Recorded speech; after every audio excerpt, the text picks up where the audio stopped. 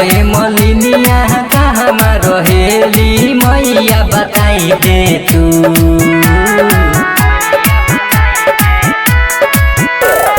सुन ए मलिनिया कहाँ रहेली मैया बताई दे तू। मन में बाला सा धैले बानी काला सा दर्शन कराई दे तू। मन में बाला सा धैले बानी काला सा दर्शन कराई दे तू।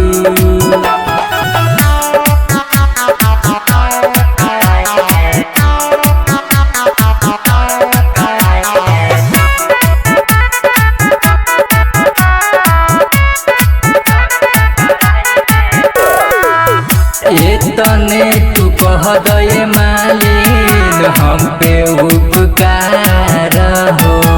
कहाँ रहेली मालिन मैया हमार हो। ए तने तू कह दे मालिन हम पे उपकार हो। कहाँ रहेली मालिन मैया हमार हो। निमिया के गाछ पर पर्वत पहाड़ पर रहिया दिखाई दे तू।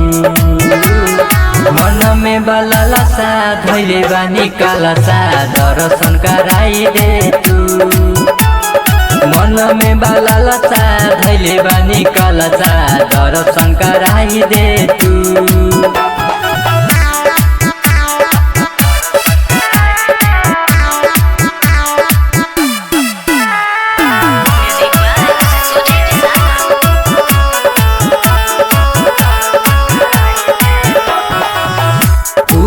पूछी अहिली मालिन तोहरे दुआरिया हो।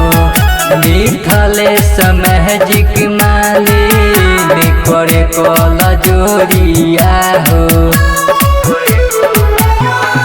ए मालिन पूछी अहिली मालिन तोहरे दुआरिया हो।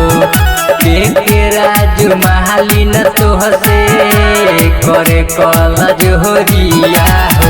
राम जी दीवाना के मन में बई है श्रद्धा पुराई दे तू।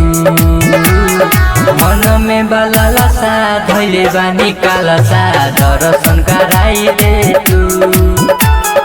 मन में बाला सा धैले बानी काला सा दर्शन कराई दे तू।